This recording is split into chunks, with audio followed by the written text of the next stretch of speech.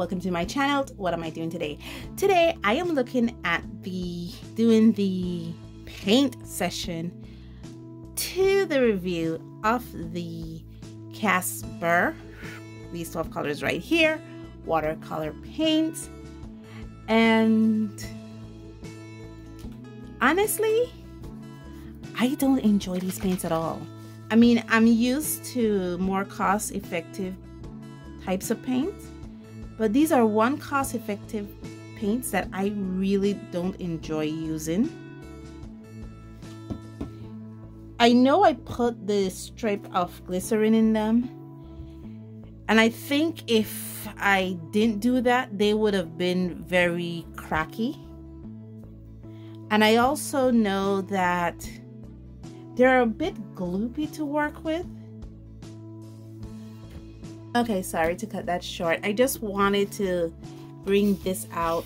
This is the illustration that I was working with. This is how they swatched out. As you can see, they're very chalky, which doesn't turn me off. What turns me off is the gloopiness. Honestly, I'm thinking I don't like working with gloopy paints, and here is my little flower. Yeah,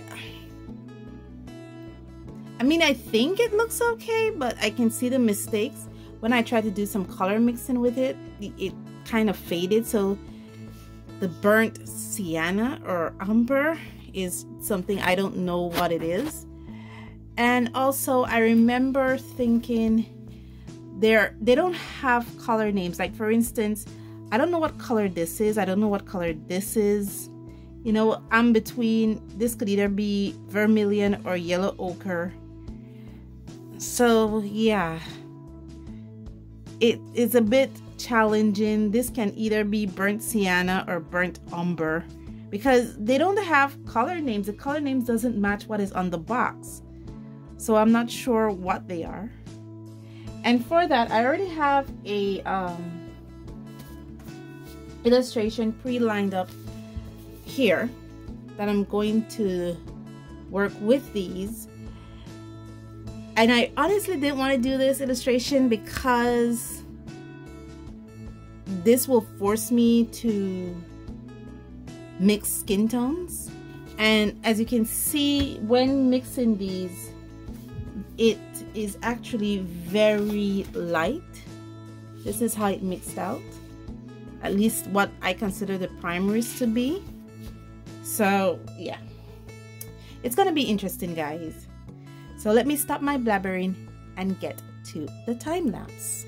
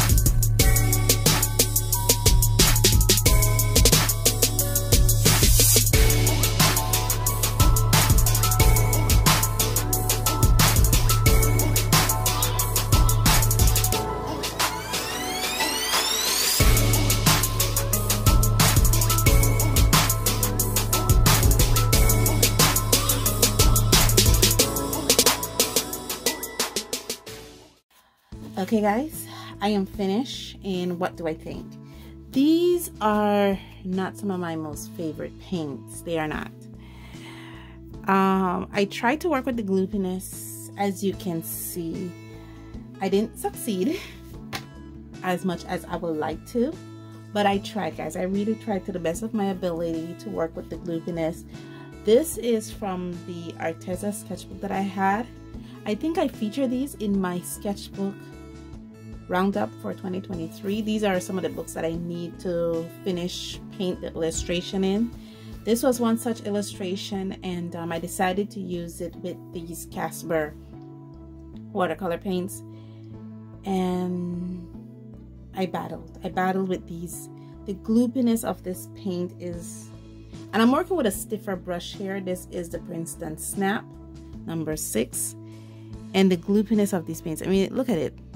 Look how gloopy it is. Like, really, man? You literally pick up paint when, you know, I go in there and it's like, oh gosh, look at that. How it's really gloopy. It becomes frustrating to work with because I can't seem to dilute the paint to an area that is satisfactory enough for me to paint with. And so that's the push and pull with these paints. And when it goes down on paper, you got to be mindful. Well, I have to be mindful of that gloopiness, because again, the push and pull, trying to get the consistency with the watercolor that I like to work with. Thankfully, I did the month of the gouache series where I learned to work with gouache. So the push and pull, even though it was a struggle for me, it was a struggle I could have understand my way through because of that month of the gouache, and because I'm accustomed to working with cheaper watercolor paints. Again, the push and pull was something that I learned to pull my way through, because I learned to work with chalkier, more thicker paints, and these are cheaper paints. So the push and pull wasn't too much for me. But all in all, guys, I won't say it was a lot of fun. It was interesting, to say the least. But let me know what you think in the comments below. Thank you so much for joining me on this journey. And as always, stay safe, stay blessed, and I'll see you in the next one. Bye.